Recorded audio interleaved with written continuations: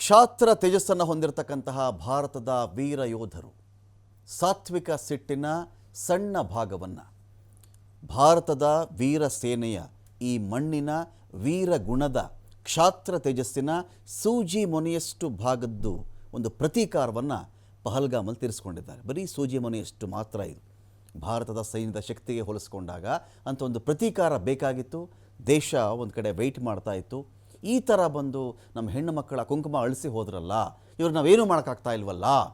ಮಹಿಳೆಯರು ಕೇಳಿದರು, ಗಂಡನನ್ನು ಕಳ್ಕೊಂಡಂತಹ ದುಃಖ ತಪ್ತ ಮಹಿಳೆಯರು ಕೇಳ್ಕೊಂಡಿದ್ರಲ್ಲ, ಅದಕ್ಕೆ ಭಾರತ ಇವತ್ತು ಮೊದಲ ಅಧ್ಯಾಯದ ಮೊದಲ ಅಕ್ಷರದ ಉತ್ತರವನ್ನು ಇವತ್ತು ಕೊಟ್ಟಿದೆ. ಅಮಾಯಕರ ರಕ್ತವನ್ನು ಯಾರು ಹರಿಸಿದ್ರೋ ಅವರನ್ನು, ಅವರ ಸಹಪಾಠಿಗಳನ್ನು, ಅವ್ರ ಜೊತೆ ಓದಿಕೊಂಡಂಥವರನ್ನು, ತರಬೇತಿ ಪಡೆದುಕೊಂಡಂಥವರನ್ನು ಎಲ್ಲರನ್ನು ಕಳಿಸ್ಕೊಟ್ಟಿದ್ದಾರೆ ಬೇರೆ ಲೋಕಕ್ಕೆ. ಅಮಾಯಕ ರಕ್ತ ಹರಿಸಿದವರನ್ನ ಹುಡುಕಿ ಸೇನೆ ಕೊಂದಿರೋದು ಇವತ್ತು. ಸಿಂಧೂರ ಅಳಿಸಿದವರ ವಿರುದ್ಧವಾಗಿ ಭಾರತ ಮಾಡಿದ್ದು ಆಪರೇಷನ್ ಸಿಂಧೂರ. ಪಾಕ್ ಉಗ್ರರನ್ನು ಹುಡುಕಿ ಅವರ ಹುಟ್ಟಡಗಿಸಿದ್ದು ಭಾರತೀಯ ಸೇನೆ.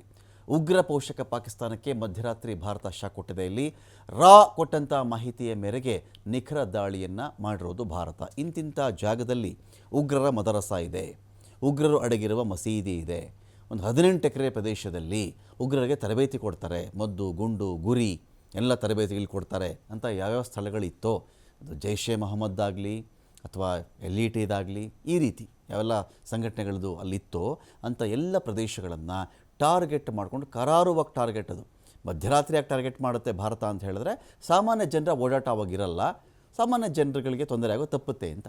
ಪಾಕಿಸ್ತಾನದ ನಾಗರಿಕರು ಭಾರತದ ಗುರಿಯಾಗಿರಲಿಲ್ಲ, ಉಗ್ರಗಾಮಿಗಳು ಮಾತ್ರ ಭಾರತದ ಗುರಿ.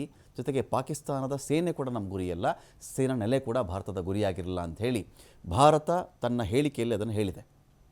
ತುಂಬ ನಿರ್ದಿಷ್ಟವಾಗಿ ನಾನು ಈ ಒಂದು ಗುರಿ ಇಟ್ಟೇ ಇಲ್ಲಿ ಹೊಡೆದಿರೋದು, ಸೇನಾ ನೆಲೆ ನನ್ನ ಗುರಿಯಾಗಿರಲಿಲ್ಲ, ಪಾಕಿಸ್ತಾನದ ನಾಗರಿಕರು ನನ್ನ ಉದ್ದೇಶವಾಗಿರಲಿಲ್ಲ, ಗಡಿಯಲ್ಲಿ ಉದ್ವಿಗ್ನ ಪರಿಸ್ಥಿತಿ ಸೃಷ್ಟಿಸುವಂಥ ಯಾವುದೇ ಉದ್ದೇಶ ಕೂಡ ನನಗೆ ಇಲ್ಲದೆ ನಾನು ಈ ದಾಳಿ ಮಾಡಿದ್ದೀನಿ ಅಂತ ಭಾರತ ಮಾಹಿತಿಯನ್ನು ಕೊಟ್ಟಿದೆ. ನಿಖರ ದಾಳಿ ಮಾಡಿರೋದಿದು. ಇಂತಿಂಥ ಉಗ್ರರು ಇಂತಿಂಥ ಕಡೆ ಇದ್ದಾರೆ ಅನ್ನೋ ಒಂದು ಮಾಹಿತಿ ರಾ ಕಡೆಯಿಂದ ಬಂದಿತ್ತು. ಜೈಷೆ ಮೊಹಮ್ಮದ್ನ 4, ಲಷ್ಕರ್ ಎ ತೊಯ್ಬಾದ 3, ಹಿಜ್ಬುಲ್ ಮುಜಾಹಿದ್ದೀನ್ನ 2 ಅಡಗು ತಾಣಗಳು ಧ್ವಂಸವಾಗಿವೆ ಇವತ್ತು. ಅಜ್ಮಲ್ ಕಸಬ್, ಡೇವಿಡ್ ಕೋಲ್ಮನ್ ಹೆಡ್ಲಿಗೆ ತರಬೇತಿ ಕೊಟ್ಟಿದ್ದಂತಹ ತಾಣಗಳು ಕೂಡ ಇದರಲ್ಲಿ ಸೇರಿವೆ. ಬಿನ್ ಲ್ಯಾಡನ್ಗೆ ಹಣಕಾಸು ಸಹಾಯವನ್ನು ಒದಗಿಸ್ತಾ ಇದ್ದಂತಹ ಮರ್ಕಜ್ ಕೂಡ ಇವತ್ತು ಧ್ವಂಸವಾಗಿದೆ.